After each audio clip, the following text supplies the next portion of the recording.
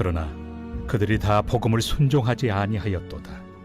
이사야가 이르되 주여, 우리가 전한 것을 누가 믿었나이까? 그러므로 믿음은 들음에서 나며 들음은 그리스도의 말씀으로 말미암았느니라. 그러나 내가 말하노니 그들이 듣지 아니하였느냐? 그렇지 아니하니 그 소리가 온 땅에 퍼졌고 그 말씀이 땅 끝까지 이르렀도다 하였느니라. 그러나 내가 말하노니 이스라엘이 알지 못하였느냐?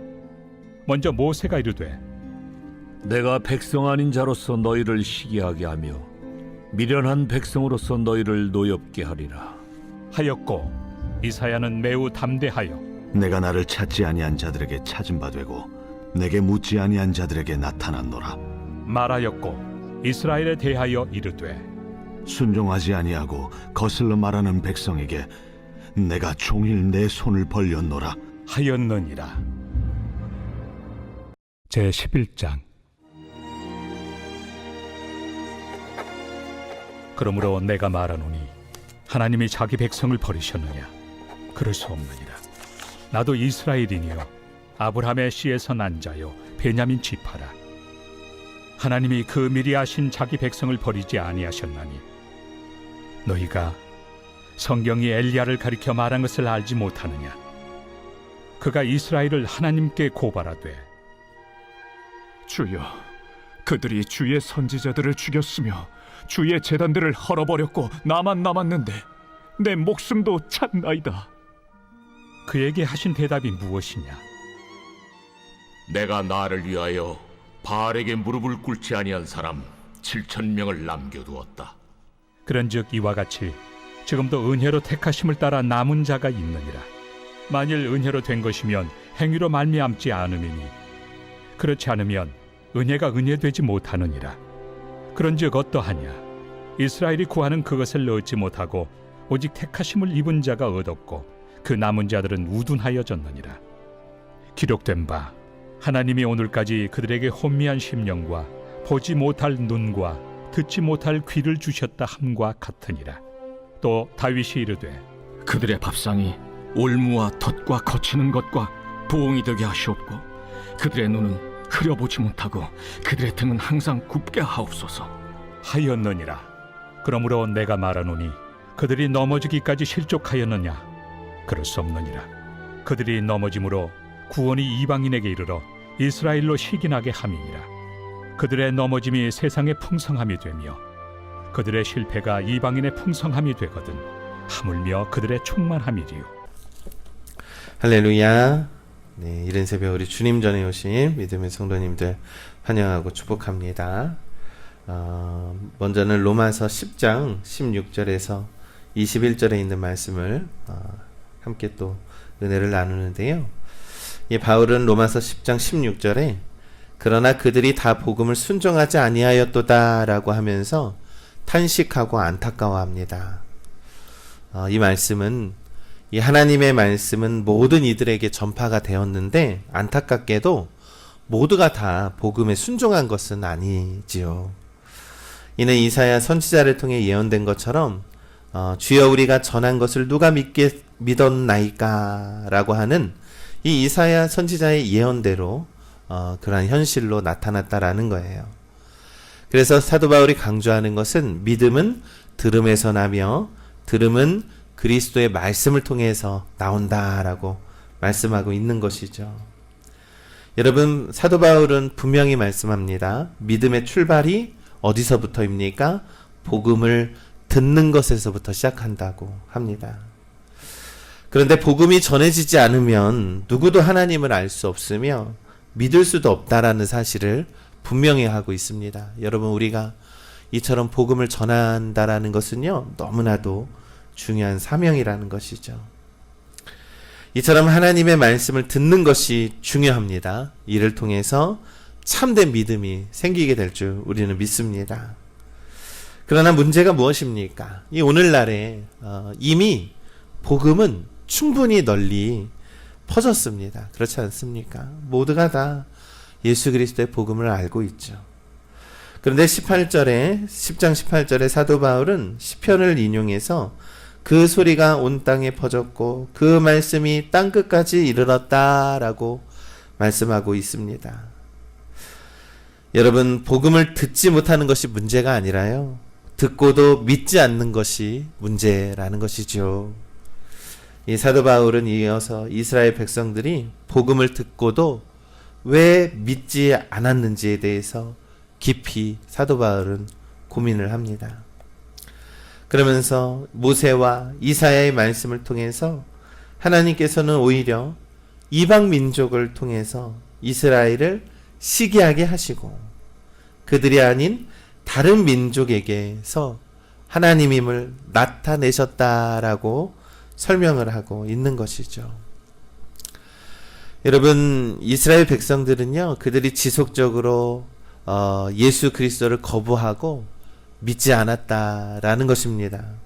그래서 이방인들에게도 이 복음의 소식이 너희들이 먼저라고 생각하지 말고 이방인들이 먼저일 수 있다라는 것을 성경이 말씀하고 있는 것이죠. 이러한 이스라엘 백성의 완고함에도 불구하고요, 그럼에도 불구하고 하나님은 여전히 손을 펴시고 돌아오기를 기다리고 계신다. 21절에서 사도 바울은 하나님께서 종일 손을 벌려 불순종하고 거슬러 말하는 백성을 향하였노라, 이렇게 말씀합니다. 이것이 바로 하나님의 말씀이죠. 한 사람이라도 더 구원하시고자 하는 것이 하나님의 무한한 인내와 사랑이라는 것을 우리가 깨닫게 된다는 것입니다. 우리 믿음의 성도 여러분, 복음을 듣는 것만으로는 부족하며 들은 바를 믿음으로 받아들이고 우리가 순종해야 하는 것이 우리의 사명인 줄을 믿습니다. 우리는 이미 복음의 사명을 들었잖아요. 들었기 때문에 우리도 누군가에게 전해야 한다라는 것이죠. 그리고 우리는 더 이상 주저하지 말고 하나님의 말씀을 듣고 믿음으로 순종하는 삶을 살아야 합니다.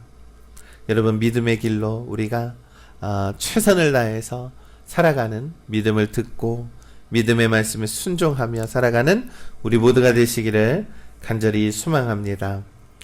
그러면서 로마서 11장 바울은 또 이렇게 질문으로 시작합니다. 하나님이 자기의 백성을 버리겠느냐라고 묻는 것이죠. 그는 분명하게 말합니다. 그럴 수 없느니라 라는 것이죠. 이 사도 바울은 자신도 역시 이스라엘 사람이자 아브라함의 자손이고 베냐민 지파의 사람이라는 것을 말씀합니다. 그것을 예로 들어서 하나님께서 이스라엘 백성들을 결코 포기하지 않으셨음을 밝히고 계신다라는 거예요. 그러면서 사도 바울은 엘리야 시대를 말하면서 또 예를 들어서 설명합니다. 엘리야가 너무나도 혼자서 많은 우상 숭배자들하고 상대하지 않았습니까? 그러다가 너무나도 힘들고 그 박해를 피해서 때로는 너무나도 버닝이 와가지고 도망갈 때도 있었습니다. 하나님께 충성한다라고 내가 굳게 믿었지만 순간 좌절하기도 했습니다. 그러나 하나님께서는 자신을 위해서 이 바알 신에게 무릎을 꿇지 않는 7,000명을 남겨주셨다라는 것이죠. 이 말씀은요, 우리가 정말로 믿음을, 하나님께서 우리가 믿음을 포기하지 않는 이상 우리를 결코 포기하지 않으신다라는 사실입니다. 여러분, 하나님께서 이루시는 일은요, 우리의 공로나 노력으로 이루어지는 것이 아니라 오직 하나님의 은혜로만 가능한 것임을 우리는 믿습니다. 그러나 이 이스라엘의 백성들은 하나님의 은혜를 자꾸 외면하는 거예요. 율법주의에 빠져서 여전히 복음을 받아들이지 못하는 것이죠. 그런데 하나님은 그러한 그들을 구약 시대에서부터 이 신약의 시대에 이르기까지 그들의 무죄함을 인내하고 참아주시고 그들을 구원의 길로 열어주시고 기다려주신다라는 것, 이것이 하나님의 크신 사랑이라는 것입니다. 사도행전 11장 7절에 그런즉 어떠하냐, 이스라엘이 구하는 그것을 얻지 못하고 오직 택하심을 입은 자가 얻었고 그 남은 자들은 우둔하여 졌느니라. 아멘. 여기서 그 남은 자들은요, 예수 그리스도를 결국 믿음으로 받아들이는 자들이라는 것입니다. 여러분, 우리가요, 하나님께서는요, 이 세상에 여전히 복음의 소식이 우리 이 세상 가운데서도 가득한데, 오히려 우리들의 눈을 가리고 귀를 가리고 진리의 말씀인 교회에 있는 하나님의 말씀을 불순종하게 하는 세상을 살아가고 있다라는 것입니다. 믿음을 거부하는 자들에게 내리는 심판을 우리는 꼭 기억을 해야 합니다. 하지만 이 심판 또한 하나님의 최종 목적은요, 그들을 파멸하려고 하는 것이 아니라 회개와 구원으로 인도하기 위한 것이라는 것이죠. 우리가 누구든지 오늘날에도 회개하고 주 예수 그리스도를 믿으면 언제든지 하나님은 구원해 주신다라고 말씀하고 있는 것입니다. 사도 바울은 이스라엘의 넘어짐이 결코 끝이 아니라고 설명을 합니다. 11절과 12절에서 이스라엘이 넘어짐으로 구원이 이방인에게 이르고 이로써 이스라엘이 시기하게 된다 라고 말씀합니다. 즉 이스라엘의 넘어짐조차도 이 하나님께서는 이방인에게 구원을 전하게 하시고 나아가 이스라엘이 다시 하나님께 돌아오게 하는 도구로 사용하셨다라는 것이죠. 사랑하는 우리 믿음의 성도 여러분, 우리도요, 삶을 살다 보면은 때때로 하나님 앞에서 넘어지고 실패하고 좌절할 수도 있습니다. 그러나 우리의 넘어짐과 실패가 이 하나님 손 안에서 다시금 일어설 수 있는 기회가 될 수 있다는 것을 우리가 기억해야 합니다. 하나님께서 주시는 은혜는 결코 중단되지가 않습니다. 하나님이 우리를 포기하지 않으시기 때문이죠. 때로는 이 세상의 많은 사람들이 주님의 진리를 외면하고 주님의 진리를 듣지 않아서 이 세상이 너무나도 황폐하고 영적으로 타락한 세상을 살아가고 있지만, 여러분, 우리가 복음을 접한 자들로서 우리가 한 사람이라도 더 구원에 이르기까지 우리가 간절한 마음으로 복음을 전하는 삶을 우리가 살아내야 한다라는 것입니다. 왜 그렇습니까? 하나님이 그들을 포기하지 않으시니까요. 우리도 그 하나님의 뜻을 따라서 한 사람이라도 더 우리 하나님께 인도할 수 있는 우리 구원의 통로가 되는 우리 믿음의 성도들 되시기를 간절히 소망합니다. 우리는 언제든지 주님은요, 모든 역사와 모든 은혜를 우리들에게 부어주십니다. 왜냐하면 변함없는 사랑으로 하나님은 우리를 지켜주시고 신실한 약속을 굳게 붙드는 자들을 우리 주님께서, 하나님께서 구원해 주시기 때문이죠. 변함없는 사랑으로 우리를 인내하시고 사랑하시고 지켜주시는 하나님 앞에서 우리도 이 하나님의 뜻에 합당한 삶을 살아가는 우리 믿음의 성도들 되시기를 간절히 소망합니다. 오늘도 이 말씀을 가지고 오늘 이 하루를 또 하나님을 기쁘게 하는 믿음의 하루가 되시기를 주님의 이름으로 간절히 축원합니다.